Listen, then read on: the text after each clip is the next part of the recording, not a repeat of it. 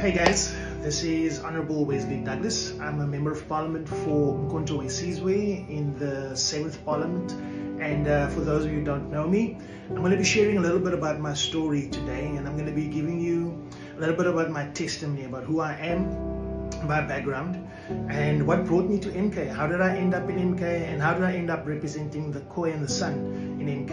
And the story that I'm going to be telling you has a significant meaning and value for me individually.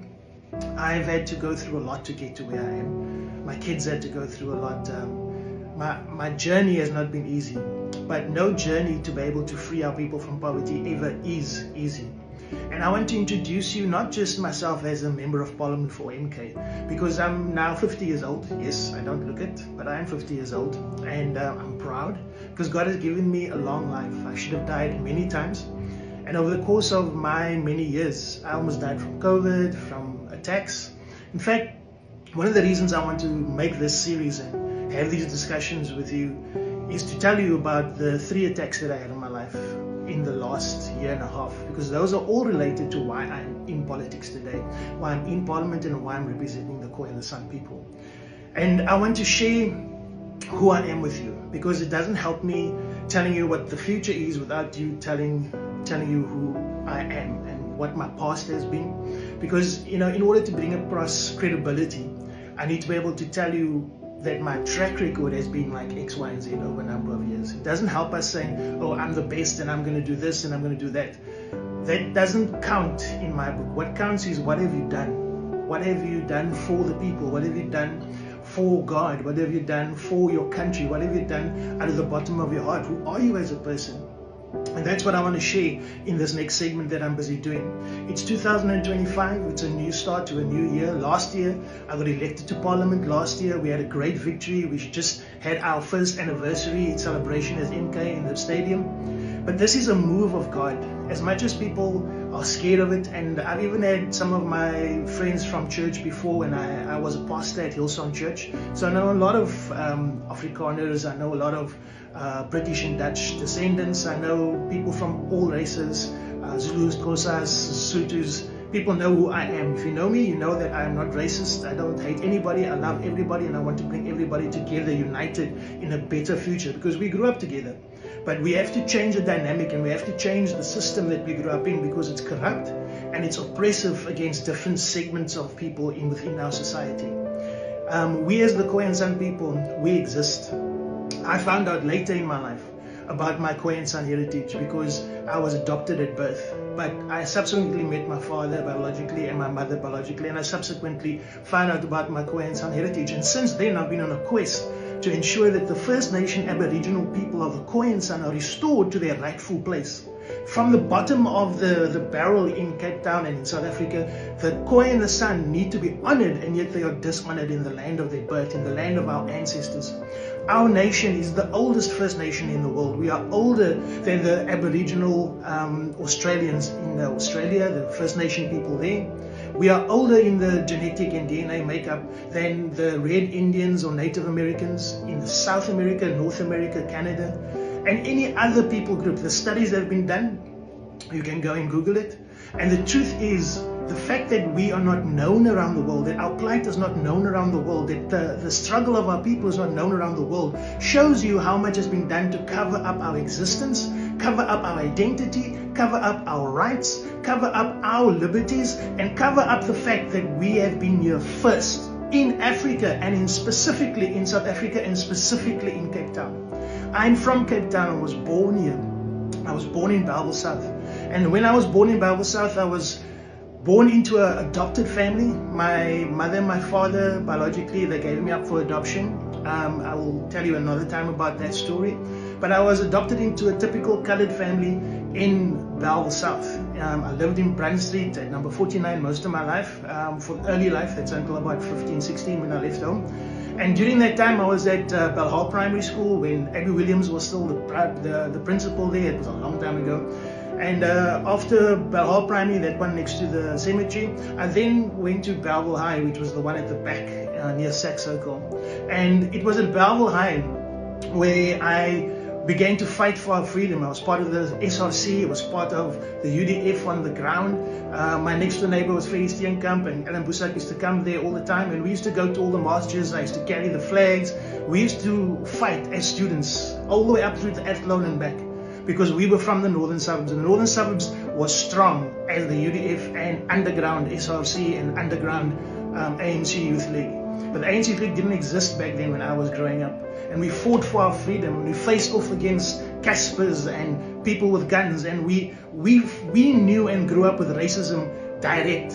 I'm now born in 1974. I know what it's like not to be told you can't go onto that beach. I know because I remember the orange signs. I remember I couldn't walk on Camps Bay Beach. I remember I couldn't go to Hout Bay Beach. I remember I had to go to the beach with the rocks and the seaweed.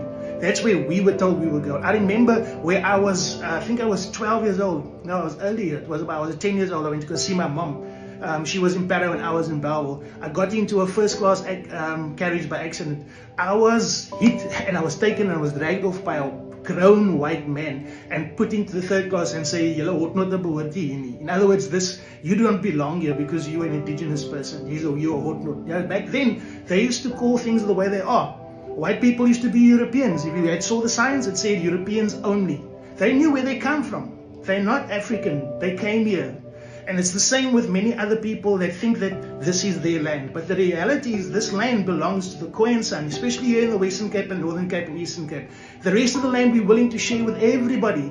Even here in the Western Cape, Northern Cape, Eastern Cape, we're willing to share this land with everybody. But the reality is we were here first, and yet we do not own land, and yet we do not own mines, and yet we are not recognized. And yet in the BEE deals, it's not Khoisan that is getting the BEE deals, it's people from African indigenous tribes that aren't from the Northern Cape, aren't from the Western Cape. We were here for thousands of years, for thousands and thousands of years. And since there was an invasion from the north, it was a north by sea and a north by land. And that's what I just want to make very clear. There's a lot of people denying that there was a movement south called the Bantu and Nguni southward expansion. Because the reality is the Khoisan was here throughout Africa. We were here throughout Africa, and the expansions and the people went out from Africa all over the world and then came back.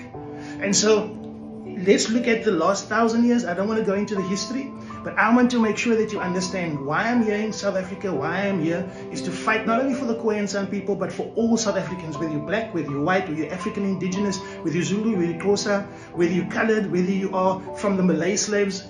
Every one of us is a South African, belongs in this country.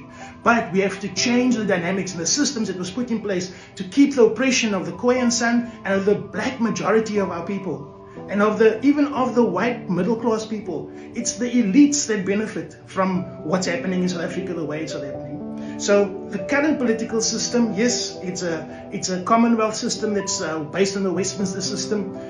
But we are using it as MK to say, no, enough is enough. Our people cannot be impression anymore. Our people were taken from their lands, taken from our farms, taken from Constantia, taken from Camps Bay, taken from the farms in the Northern Cape, in the Western Cape. Our people were taken from our own land. We were hunted, and we were eradicated, and a genocide was committed against us, and yet it was never undone. In 1994, and we weren't even recognized. Since 1994, not a single Khoisan chief, not a single Khoisan king, not a single Khoisan person has gotten land, has been recognized, or has been given any support by our government, even though we signed the United Nations Declaration on the Rights of Indigenous People in 2007.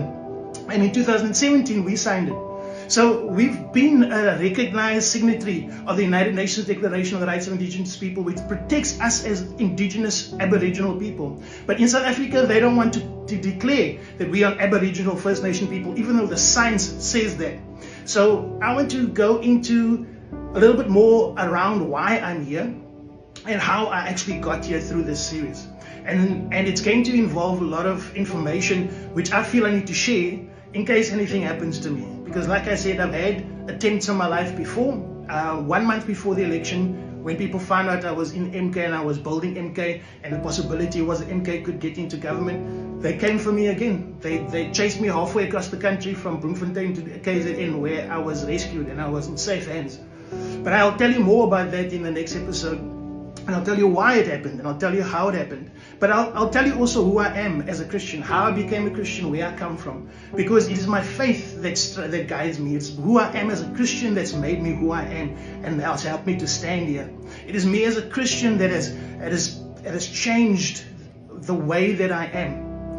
And I think I'm going to leave it there for now. And then next time I'm going to share a little bit more about my testimony, because it's important that you understand that my Christianity is not a fake Christianity, it's a real Christianity. And I'm standing here to fight for Christian and godly principles, but also for the marginalized, oppressed, and for the everyday man. Okay, thank you.